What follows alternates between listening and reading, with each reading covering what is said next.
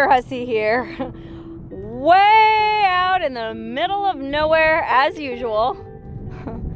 I mean, I know I say that all the time, but I'll do this 360 here so you can see that I'm not fooling around this time. There is nothing at all out here, anywhere around me for 360 degrees, except for this stand of tamarisk trees.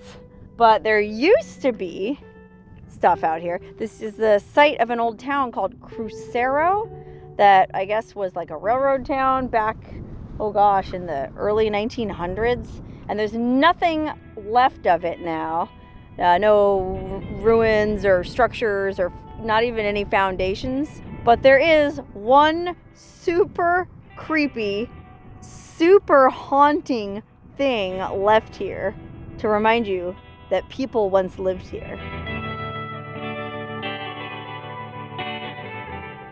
Okay, so just driving along in the middle of nowhere, kind of paralleling the railroad tracks. Not much to see except sand and creosote bushes. But this creosote bush here is hiding something super creepy. What could it be? Let's find out. Come around the side of this bush to reveal a grave. A lonely, single grave way out here in the middle of nowhere.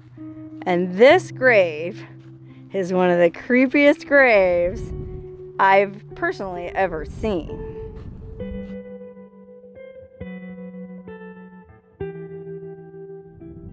Wow. Okay, it's sad enough that there's a grave way out here in this lonely desert.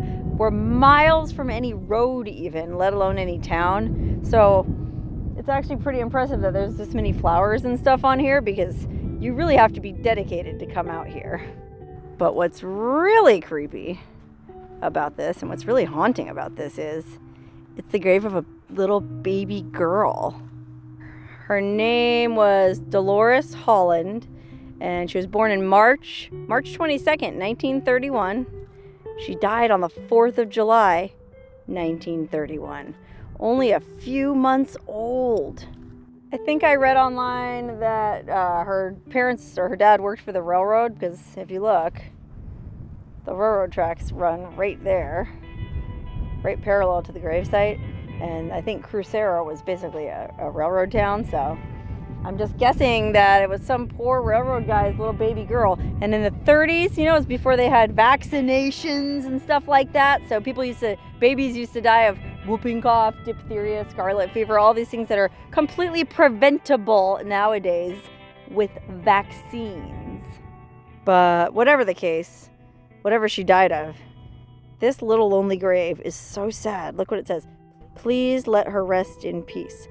I mean, it's sad that they even have to ask you not to mess with her grave like that. And then another thing I find really haunting and creepy is they kind of just used what materials they had on her grave, like all those railroad spikes, sort of lining it. It almost looks like little legs of a centipede.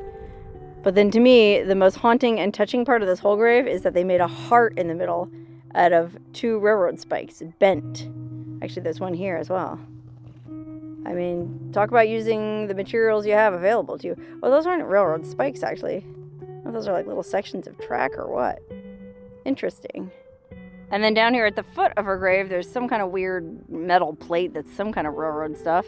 Wow, creepy. But apparently people do come out here and leave stuff for her, because there's all these flowers hung up and stuffed teddy bears and dolls that are frankly pretty creepy, little toys that are all weathered. I mean, you can see it's really windy today. You can see the flowers there blowing, and you know, it's blistering, baking hot a lot of the year, and then they get monsoonal thunderstorms. So this poor lonely little grave is subjected to a lot of the elements. I mean, these stuffed animals and baby dolls are just really creepy looking. Yikes. Oh man. And then it's interesting too that there's solar lights. There's 2 solar lights somebody put out here. So apparently this grave is lit up at night. That's kind of That's cool, but it would be really creepy to be driving along at night and then see this strange light in the distance and then drive up on it and find this. It's interesting too that people came here and put like these glass insulators on her grave. Like, I guess just anything that happens to be at hand that you had, like whether it be a toy or a painted rock or a friggin' insulator.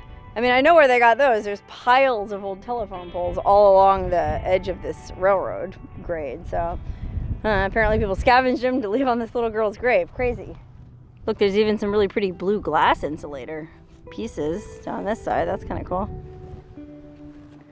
Look at this. Somebody even came out here. I mean, it's January 16th today. It's like somebody came out here and left her a Christmas wreath for Christmas time. It's not that, you know, a few weeks ago. So sad, man. Oh, but I love that people come out here and still maintain this grave. To see if I have anything in my car I can leave on a grave. I'm sure I have something. Okay, so I scavenged through my car and this is what I came up with. I found this little flower that I was able to jam onto the tines of this fork, and then I had this little button that says I care. So I'm gonna go ahead and stick that in her grave up here, I guess, among all the toys and stuff. Because, you know, I do care. I mean, I'm actually kind of sad to give this pin away. I really like it because if there's one thing that I want my videos to demonstrate, it's that I care. I care about the landscape, I care about the animals, I care about the people who lived here, the people from the past, and the people from the future. Okay, there it is. I'll zoom in so you can see. I care. There's my little contribution to poor Delores Holland's grave. Poor little Delores Holland probably never left this one area. I was going to say square mile, but I bet she didn't even go a mile in her life. 3 months old. It's sad. That's the way life was back then. But it's cool to see that this many people still think of this little girl.